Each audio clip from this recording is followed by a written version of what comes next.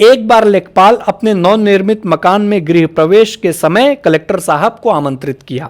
Collector साहब आए और अपनी पत्नी को साथ लेकर आए। पत्नी ने जब लेखपाल का पूरा घर घूम कर देखा तो धीरे से कलेक्टर साहब से पूछा कि ये भी कलेक्टर हैं क्या? कलेक्टर साहब ने बताया नहीं, ये लेखपाल हैं।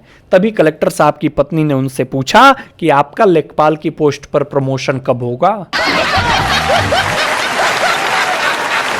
आपने देखा होगा कि अगर कोई भी व्यक्ति प्रेम में पड़ा है तो अपनी प्रेमिका को उसके जीजा से दूर रहने की भाई साहब सलाह जरूर देता है।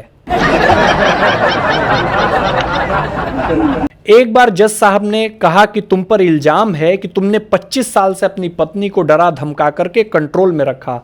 तभी आदमी बोला, लेकिन माय लॉर्ड। जज साहब बोले, सफाई नहीं बे, तरीका बता, तरीका। एक बार पत्नी ने अपने पति से कहा कि तुम्हें जरा भी तमीज नहीं है कि मैं यहां घंटों से बोले जा रही हूं और तुम उबासी ले रहे हो। तभी पति ने कहा कि नहीं, मैं उबासी नहीं ले रहा हूं, मैं बोलने की कोशिश कर रहा हूं, लेकिन तुम बोलने ही नहीं दे रही।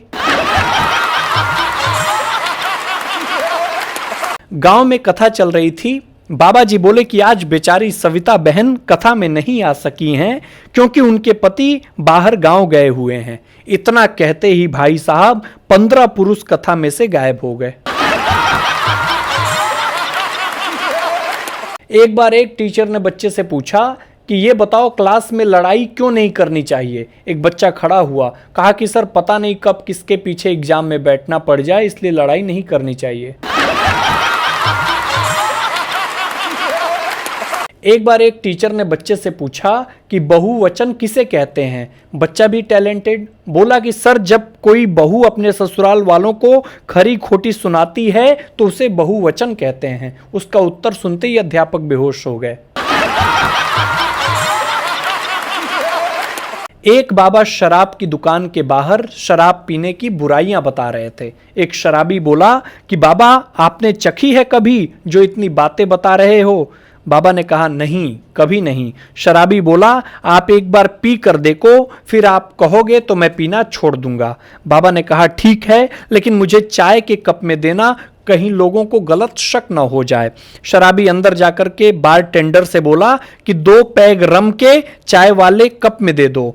बार टेंडर तुरंत बोला, अरे बाबा फिर आ गए क्या? एक बॉयफ्रेंड ने गर्लफ्रेंड से कहा कि नींद चुराने वाले पूछते हैं कि सोते क्यों नहीं? अगर इतनी ही फिक्र है तो हमारे होते क्यों नहीं? एक आदमी ने दूसरे आदमी से पूछा कि भाई ये शराब क्या चीज है?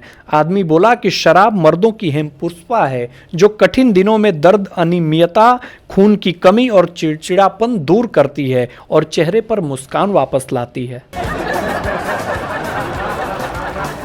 भाई साहब, इन दिनों ऐसा हाल हो गया है कि बता नहीं सकता। अगर मर जाओ तो किसी को फर्क नहीं पड़ेगा, लेकिन गलती से भी आपने रोमांटिक स्टेटस लगा दिया तो सारे पीछे पड़ जाएंगे कि लगता है कोई मिल गई है। कल मेरा दोस्त बहुत दुखी था। मैंने दुखी होने का कारण पूछा तो बोल रहा है कि प्यार झूठा था, जताया ही क्यों? मैं सिंगल ही अच्छा था, उस लड़की ने पटाया ही क्यों? एक बात आप सभी को बता देना चाहता हूं कि इतिहास गवाह है कि लड़ाकू बीवियों को हमेशा सीधे और शांत पति ही मिलते हैं। भाई साहब, अगर आप भारतीय हो और किसी को भारत में टेंशन देना हो तो एक छोटा सा फॉर्मूला आपको बता रहा हूं। फॉर्मूला यह है कि थोड़ा चावल, काला तिल, 1 नींबू और 1 मिर्ची मुट्ठा भर उसके दरवाजे पर ले जाकर के रख दो, बस काम हो गया। देखिए, रक्षाबंधन का त्योहार आने वाला है तो एक सावधानी आप सब बरतिए टाइपिंग करते समय। अगर कभी भी टाइपिंग कर रहे हैं तो ये सावधानी बरतें कि हाँ जी की जगह गलती से हाँ दी मत लिखिएगा, वरना गठबंधन रक्षाबंधन में परिवर्तित हो जाएगा। भाई साहब, मुझे समझ में नहीं आ रहा है कि ये युग कैसा चल रहा है। ऐसा युग चल रहा है जिसमें धर्म के नाम पर लड़ने को तो सभी तैयार हैं, लेकिन धर्म के रास्ते पर चलने को कोई तैयार नहीं है। एक पत्नी सुबह नींद से उठी और उठते ही अपने पति से बोली कि सुनते हो जी, मुझे अभी अभी सपना आया है कि आप मेरे लिए हीरों का हार लेकर आए हो। तभी पति बोला कि वापस सो जा और पहन ले। एक बेटा अपनी माँ से बहुत जिद करने लगा कि माँ, पापा से कहो ना कि मुझे एक साइकिल दिलवा दें। मम्मी बोली कि बेटा ठीक है, अभी कहती हूँ। पापा ने कहा मैंने सुन लिया है बेटा, पैसे पेड़ पर नहीं लगा जो दौड़कर नई साइकिल दिला दूं। बेटा भी पहुंचा हुआ, बोला कि पेड़ से याद आया मम्मी कि पड़ोस वाली आंटी के घर में कोई पेड़ पर चढ़कर अंदर देख रहा था, दोबारा देखेगा तो पहचान लूंगा। तभी उसके बाप ने कहा कि ये सब फालतू के काम छोड़, चल तुझे गियर वाली साइकिल दिलवाता हूं। एक बार एक लड़का इंटरव्यू देने जाता है। इंटरव्यूअर पूछता है कि आपको कितने सालों का अनुभव है।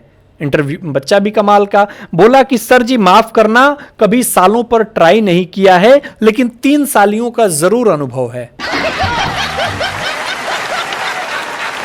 कल एक शराबी बहुत टेंशन में था। टेंशन इस बात की उसको थी कि आज पीऊं कि ना पीऊं। फिर सोचा कि टॉस करता हूं, हेड आया तो पीऊंगा, टेल आया तो नहीं पीऊंगा। अब शराबी ने 56 बार सिक्का उछाला, तब कहीं जाकर हेड आया। अगर कभी भी आप रंग देखकर शादी करना चाहते हैं तो रंग देखकर के कभी शादी करने की सोचना भी मत, क्योंकि भूरी चींटी काली चींटी से भी ज्यादा जोर से पकड़कर काटती है।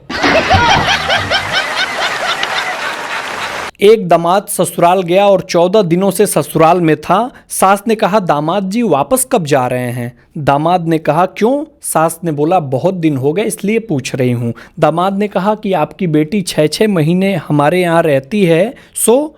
सास ने कहा कि वो तो वहाँ ब्याही गई है। दामाद ने कहा कि क्या मैं अपहरण करके लाया गया हूँ?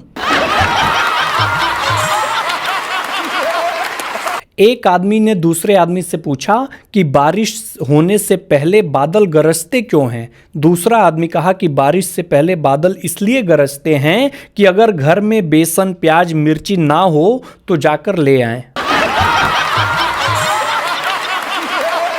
पिछले दिनों एक पत्नी ने पति को सिर पर जोर से बेलन मारा। पति ने कहा कि बेलन क्यों मारा? पत्नी ने कहा तुम्हारी जेब से एक कागज मिला है जिस पर शबनम लिखा है। पति ने कहा अरे मैंने पिछले हफ्ते जिस घोड़ी का रेस किया था, जिस पर दांव लगाया था, उसका नाम शबनम था। पत्नी ने कहा यार रियली सॉरी। फिर अगले दिन पत्नी ने पति को फिर बेलन मारा। पति ने कहा कि अब क्यों बेलन मारा? पत्नी ने कहा वही तुम्हारी घोड़ी का आज फोन आया था। एक बार एक थानेदार कल्लू शराबी से बोले कि एक बात बता, शादी में दुल्हन के साथ 2-3 लड़कियां साथ में क्यों आती हैं? कल्लू शराबी बोला क्योंकि साहब जब किसी भी प्लॉट की रजिस्ट्री की जाती है तो आसपास की जमीनें भी दिखानी पड़ती हैं।